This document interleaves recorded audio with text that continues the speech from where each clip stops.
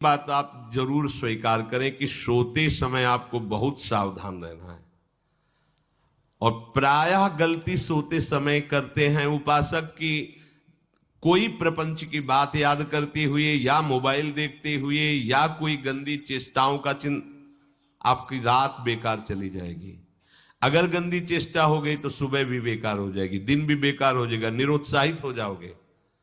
सोते समय आपको समय नहीं देना व्यर्थ चिंतन का। उसी समय विषय चिंतन होता है, उसी समय विषय भोग की आकांक्षा जागृत होती, उसी समय विषय देखने की इच्छा होती। मोबाइल है तो जिस समय आप अपनी शैया पर जाएं स्विच ऑफ कर दें। उसमें मैसेज घंटी आने का कोई भी रास्ता मत रखें। मान लीजिए आप उपासक हैं भगवत प्राप्ति के, 30-35 वर्ष ये नहीं था तो सब मर नहीं गए थे। और बोले इमरजेंसी, जब इसकी 30-35 वर्ष से पहले इसकी कोई रचना नहीं थी, मुझे लगता है, क्योंकि 30-35 वर्ष में ही इसका विस्तार। नहीं तो कभी किसी के पास मोबाइल नहीं। कोई बड़े अधिकारी तो इतना बड़ा वो, इतना बड़ा वाला वो ऐसे रखते थे। नहीं तो मोबाइल तो हमें लगता है 30-35 वर्ष। तो फिर इमरजेंसी कैसे चलती थी? कैसे चलती थी इमरजेंसी? और आप ब्रह्मा हो क्या कि इमरजेंसी संभाल लोगे? स्विच ऑफ करो। जो सब इमरजेंसी संभालने के लिए तैयार रात दिन न सोता है, वो हर समय जागृत रहता है, वो हमारा आराध्य देव है। स्विच ऑफ करो, चिंतन लगाओ श्री जी का। ये जो रात्रि के शयन के समय मोबाइल में इधर उधर दृश्य देखने हैं, अपने सर्वनाश का बीज बोना है। मान लो, हमारी प्रार्थना मान लो, ये उस समय मन आपको परेशान करेगा जब कमरे की सिटकिनी अंदर से बंद होगी। सबसे प्रार्थना है रात्रि के शयन के समय। तो बोले फिर ठीक है 10 बजे तक देख लेंगे मोबाइल, इसके बाद शयन के समय भजन कर लेंगे। होगा ही नहीं। क्या तुम देखना चाहते हो? प्रिया प्रीतम के सिवा और कुछ क्या देखना चाहते हो? वो तो सुभग सुंदरी सहज सिंगार है, सहज शोभा सर्वांग प्रति सहज रूप वृषभानुनंदिनी। हमारी स्वामिनी जी की सुंदरता छुपाने के लिए आभूषण पहनाए जाते हैं। औरों को तो आभूषण सुंदरता बढ़ाने के लिए, यहां छवि के छिपाए बे को ऐसे के दास होके क्या देखोगे मोबाइल में? क्या देखना चाहते हो? वासना की क्रीड़ा, और तुम उस क्रीड़ा को देखना चाहते हो? परमार्थ के पथिक हो। देखना है तो प्रभु को देखने की वृत्ति रखो, अन्यथा मूंद लो आंखें। प्यारे, महान फल प्राप्त करोगे। सबसे प्रार्थना है एकांत में मोबाइल रूपी दुश्मन से बचो। क्योंकि जब आप गंदी बात कहीं देखोगे तो आपके अंदर वैसे ही चिंतन बनेगा। वो ऐसे ही लगेगा, मैं भी ऐसा करूं, मैं भी ऐसा भोगूं, मैं भी ऐसा देखूं। मान लीजिए आप, जब हमारे शास्त्र कहते हैं कि पशु पक्षियों के मैथुन को भी नहीं देखना है, अगर ऐसा एक बार दृष्टि पड़े तो मानसिक प्रणाम करके दोबारा दृष्टि न देना। और आप मोबाइल में ऐसी चेष्टाएं देखोगे, कैसे आप भगवत भजन करोगे? कैसे भगवत प्राप्ति का उद्देश्य रख पाओगे? ये कलयुग की बहुत महीन चाल है कि उसके बिना काम नहीं चलेगा और हम तुम्हें काम से युक्त कर देंगे। इसके बिना काम चलेगा नहीं, तुमको रखना पड़ेगा। और जब तुम इसे रखोगे तो हम काम अपना कर लेंगे। कलयुग ने कहा हम अपनी व्यवस्था बना लेंगे। यहां कह रहे, जब आप नींद में जा रहे हैं तो बिल्कुल मानो मृत्यु शैया पे जा रहे हैं। आपको उस समय नाम जप में बहुत ध्यान देना है, कहीं मन बहक ना जाए। तो क्या होगा, 5-6 घंटे जो आप लेटोगे ना, वो भी भजन हो जाएगा। हमारा जो सततम योमाम स्मरति नित्यशा है ना, ये पूरा हो जाएगा। नहीं, उस समय हम सो जाएंगे तो हमारा 6 घंटे का वियोग हो गया, 6 घंटे भजन रुक जाएगा। और ये 100% पक्की बात अनुभव की कहते हैं, यदि सोते हुए भजन करोगे तो जगते। कई बार तो पकड़ा है कि अगर आधे पद में बेशुद्ध हो गए तो वो पद पूरा जगते ही शुरू हो गया है। मतलब बीच में स्थिति भागवती की रही। जैसे बेहोश करते समय हमने कहा था, जब ऑपरेशन के हमें बता देना, तो उनका बाबा अब इंजेक्शन लगाने वाले हैं, तो वो 1 मिनट हमें केवल दीजिए, अपनी चित्तवृत्ति। तो जब होश आया तो वही पहले चिंतन चल रहा था, वही चिंतन। जैसे सोने के समय हम बेहोश हुए तो जगने के समय वही चिंतन, ऐसे ही इंजेक्शन से जब बेहोश हुए और जब होश आया तो वही चिंतन चल। बहुत बड़ा चमत्कार अभ्यास का है। नींद खुले तब से लेकर गाढ़ नींद आने तक स्मरण में कभी रुकना नहीं। और आपको एक छूट दे रहे हैं। कभी कभी क्या होता है कि एक मंत्र में, एक नाम में जैसे बहुत देर अभ्यास करते हैं तो मन उबने लगता है। इसका स्वभाव है, ये अनुभव की बातें कहते हैं। इसका स्वभाव है नवम नवम। नहीं तो ये मतलब, तो इसको हम लोगों ने कैसे फंसाया है। जैसे गुरु मंत्र जप रहे, अब 2-3 घंटे लगातार गुरु मंत्र जप, अब इसको उबन बढ़ी, अब ये छोड़ रहा है, बीच बीच में पता चलता है छोड़ना चाहता है, छोड़ रहा है, तुरंत इसको नाम में फंसाया। अब थोड़ी देर नाम में चला, फिर उब रहा है, बहुत विचित्र है ये। अब उसको फंसा दिया। उस पीछे की बात अभ्यास के समय, नमामि शमीशान निर्वाण रूपम विभुम व्यापकम ब्रह्मवेद स्वरूपम। चिंतन, पदगान कर रहे, ये भगवान शिव पदगान कर रहे हैं और उसका चिंतन, निर्वाण रूपम विभुम व्यापकम ब्रह्मवेद स्वरूपम। अब अपने यहां अवसर है, सुंदर सुंदर कोई पद गुरु मंत्र जब करते हुए मन जब उबने लगे, राधा वल्लभ श्री हरिवंश, राधा वल्लभ श्री हरिवंश, राधा वल्लभ श्री हरिवंश, इसमें भी उबने लगे। शुरू कर, जोई जोई प्यारो करे सोई मोही भावे, भावे मोही जोई, इसमें भी उबने लगे। सुधा निधि का कोई एक लाइन ले लो, ब्रह्मेश्वरादि सुदुरूह पदारविंद श्रीमत् पराग परमाद्भुत वैभव, ब्रह्मेश्वरादि सुदुरूह छोड़ना नहीं है, तू भाग में नवम नवम दे रहा हूं, नवम नवम।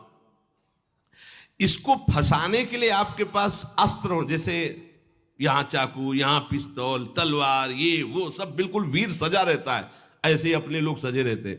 छोटा राधा, अब एकदम चिपक गया आके तो कैसे मारे, तो छोटी चाकू है ना वैसे। राधा राधा राधा, थोड़ा दूरी राधा वल्लभ श्री हरिवंश, थोड़ा और दूरी गुरु मंत्र, बड़े बड़े अस्त्र अपने पास रख ले। बहुत भाग रहा है तो फंसा दिया। प्रथम यथावति प्रणव श्री, अब लग पूरा पदगा, पूरा पदगा उसमें लग, प्रथम यथामति प्रणव। भोजन पाते समय ऐसा अभ्यास किया है, 1 घंटा के पहले भोजन नहीं होता, चाहे 2 रोटी पाना हो, समय लगता है भोजन।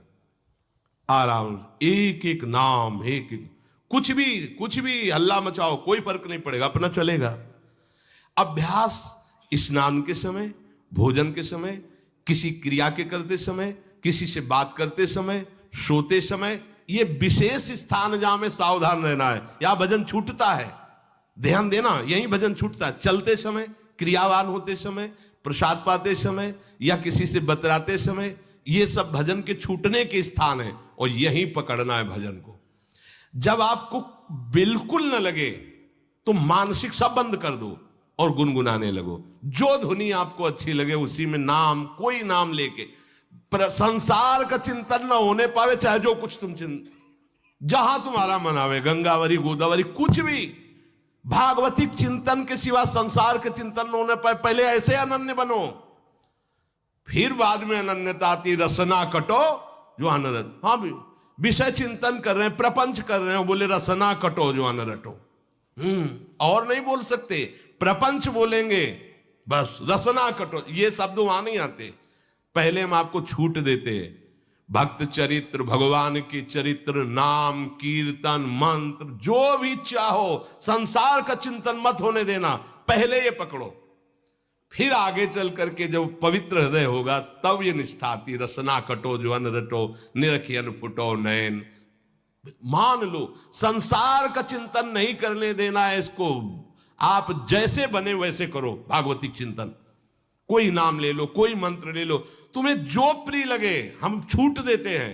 ये नहीं करे कि रसना कटो जो अन रटो, ये बाद की बात है। हमें पहले इसका संसार चिंतन रोकना है। कैसे छूटेगा, कैसे छूटेगा, हमें यह पकड़ना है।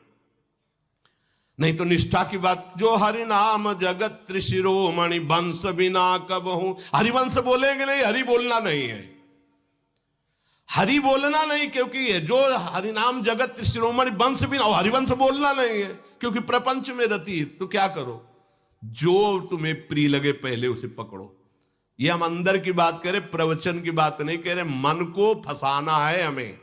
राम कृष्ण हरि जहां लगे इसको लगाओ, पहले इसको फंसाओ, संसार का चिंतन न होने दे। गीता, भागवत, भक्त चरित्र, कुछ भी कहीं भी इसे फंसाओ, पहले संसार का चिंतन न होने दो, फिर लाओ इसको घुमा के निकुंज वाटिका में। फिर तो भागेगा ही नहीं, फिर नहीं भागेगा। अब सीधे निकुंज वाटिका में किसी महाभाग्यशाली गुरु आश्रित का लगेगा, अन्यथा बहुत प्रपंची मन है। आप आश्रय इधर का लोगे, प्रपंच का चिंतन करोगे, बात बनेगी नहीं। चिंतन छोड़ना है हमें, जैसे बने तैसे संसार का चिंतन छूट जाए तो हम विजय को प्राप्त होंगे। ध्यान दीजिए, इस परमात्म तत्व को वही प्राप्त कर पाता है जिसका राग बीत गया है, खत्म हो गया है, वैराग्यवान। ज्यादा परिश्रम नहीं है वैराग्य में, विवेक नहीं होने के कारण हम वैराग्य नहीं धारण कर पाते। हम बाहरी बातों को वैराग्य ले लेते हैं, ऐसा कपड़ा बदल लेना या कपड़ा ना पहनना या लौकी का कमंडल, मिट्टी का पात्र, तो हम अपने को वैरागी। बात यहां नहीं रुकेगी। वैराग्य का इतना ही मतलब नहीं, ये भी एक बाह्य अंग है वैराग्य का, पर वैराग्य का सच्चा स्वरूप है वीतरागा। कहीं कुछ भी अच्छा नहीं लग रहा, कोई भी सुख आकर्षित नहीं कर रहा, लोक लोकांतर की प्रतिष्ठा, मान, सुख, ऐश्वर्य, व्यक्ति, कुछ अच्छा नहीं लगा, राग खत्म हो गया। ऐसा उस अक्षर ब्रह्म को, अविनाशी तत्व को जान पाता है। जगते भयो फिरे बैरागी। जैसी हरिवंश प्रपंच बंच सब ये काल ब्याल को खायो। हालत यह है कि जैसे सांप ने मेढक को पकड़ रखा और मेढक सामने पतिंगा को, कीड़े को पकड़ना चाहता है। उसे यह पता नहीं कि मैं खुद किसी का कवल बन चुका हूं, वो एक झटके में मुझे अपने पेट में ले जाएगा। ऐसे ही हम सब हैं, काल के द्वारा ग्रसित है। काल ने हमें पकड़ रखा है, पर हम भोग भोगना चाहते हैं। हम नाना प्रकार की मान प्रतिष्ठा पाना चाहिए, ये पता नहीं एक झटके में हमारा अस्तित्व ही खत्म हो जाएगा। जिनके अंतःकरण में किसी भी व्यक्ति, वस्तु, स्थान, पद, प्रतिष्ठा का राग ही नहीं रह गया है, उसे कहते हैं वैराग्य वान। वीतरागाह, राग ही नहीं है।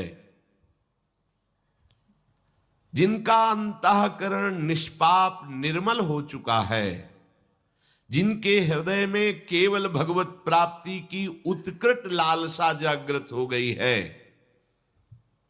ऐसा साधन संपन्न उपासक परमात्म तत्व में प्रवेश पाता है। अध्यात्म मार्ग की ऊंचाई पर वो स्थित हो जाता है। यदि छंतु ब्रह्मचर्यम चरंती, जिनकी इच्छा एकमात्र भगवत प्राप्ति की है, यदि छंतो, तो उनको क्या करना होगा?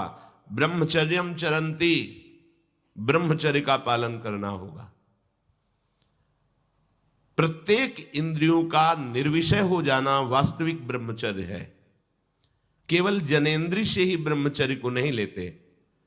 हमारी प्रत्येक इंद्री भोगों से रहित होकर भगवत अनुराग में, नेत्र प्रभु को देखना चाहते हैं, त्वगेंद्री प्रभु को स्पर्श करना चाहती है, घ्राणेन्द्री प्रभु के श्री अंग की गंध पाना चाहती है, श्रवणेन्द्री प्रभु के वचन सुनना चाहती है।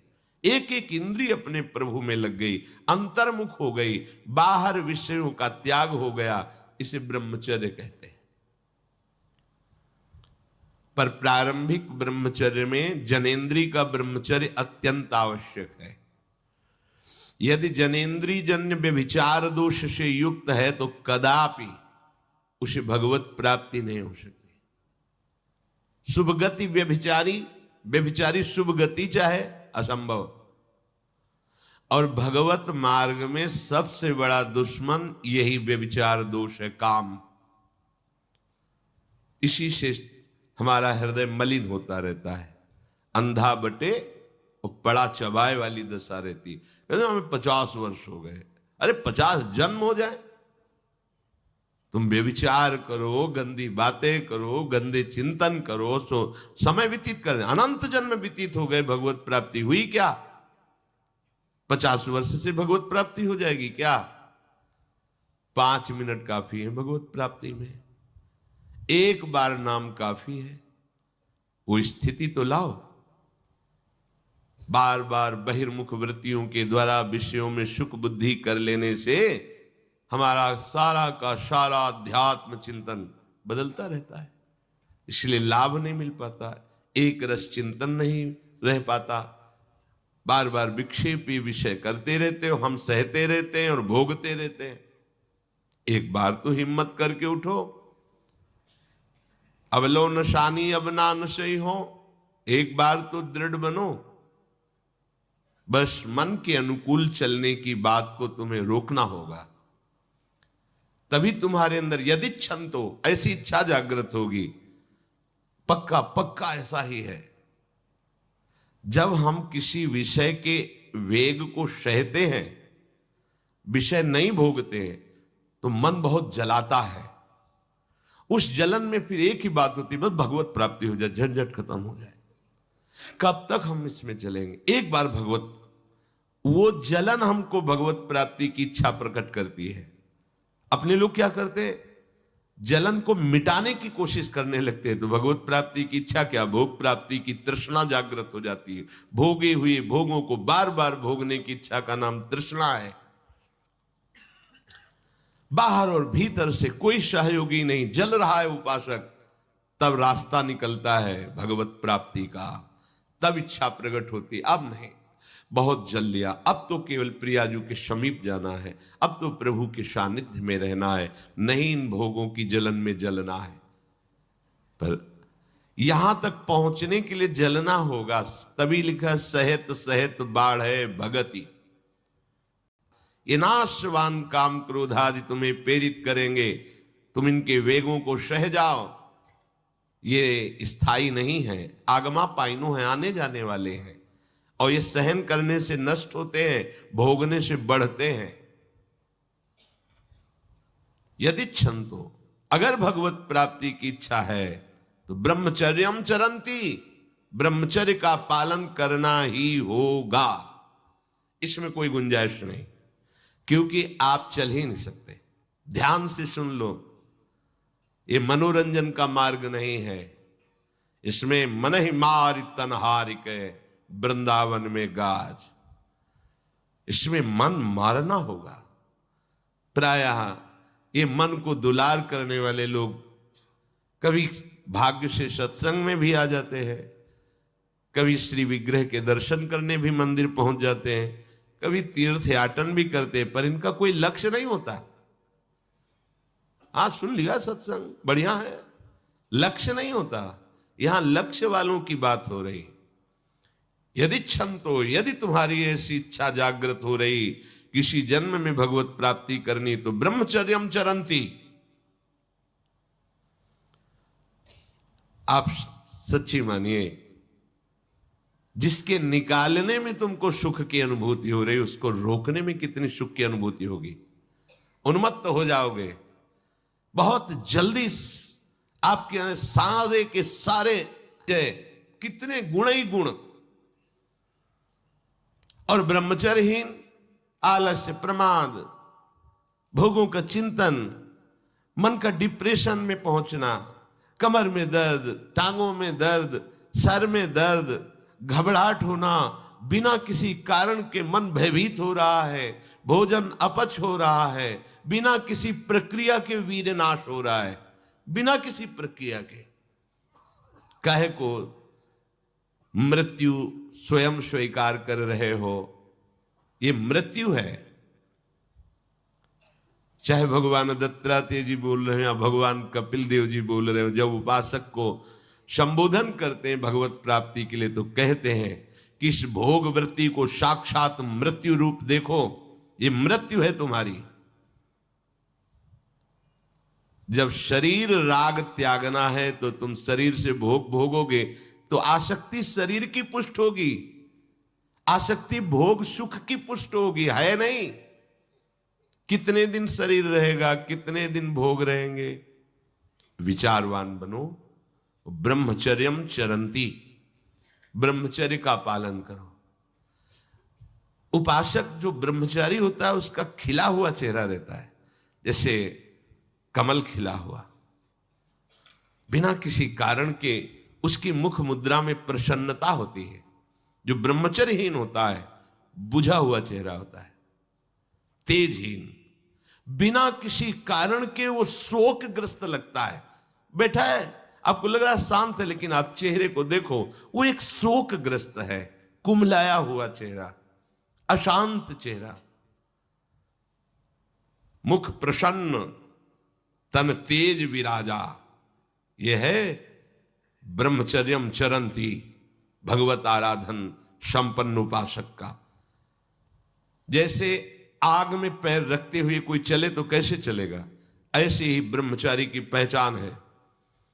इतनी स्फूर्ति उसके अंदर होती, जैसे आग में चलने वाला पूरा पैर नहीं रख पाएगा, अगला कदम रख देगा क्योंकि ताप लग रहा है, ऐसे उसकी स्फूर्ति होती पैरों में। उसकी आंखें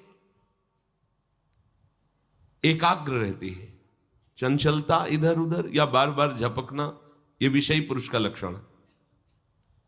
बार बार पलक झपकना, यह विषयी पुरुष का लक्षण है। इधर उधर ताक झांक, चंचलता, ऐसा बैठे तिनका तोड़ रहा है, पैर हिला, ये सब विषयी पुरुष के लक्षण है। ये तो बिल्कुल साधारण स्पष्ट दिखाई देता है आदमी विषयी है या ब्रह्मचारी। एक सेकंड में लक्षण होते हैं। आपको जब भगवत मार्ग का अवसर मिला है तो गृहस्थ हो, संतान हो गई, ब्रह्मचर्य से रहो। नहीं चाहिए संतान तो भ्रूण हत्या, गर्भ हत्या जैसे महापाप करने की क्या जरूरत है। उसी वीर से संतान उत्पन्न होती है जिसको आप नष्ट कर रहे हो, जिसको आप ऐसे पानी में बहा रहे हो, व्यर्थ फेंक रहे हो, तो उसको भ्रूण हत्या का पाप लग रहा है, तो तुमको पुण्य लग रहा है, वीरपात कर रहे हो तुम्हें भी वही हत्या लग रही है, क्योंकि उसमें वही जीवात्मा है जो मां के गर्भ में जाके बालक रूप धारण कर लेती है, उसको तुम नष्ट कर रहे हो। पर बुद्धि भ्रष्ट हो गई है, समझ में नहीं आता, व्यर्थ में वीरपात करते हो, व्यर्थ में।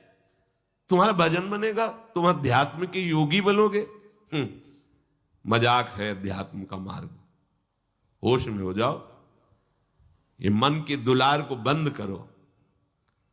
जब तक इच्छा ही नहीं भगवत प्राप्ति की, तो फिर तुम कैसे भगवत प्राप्ति कर पाओगे।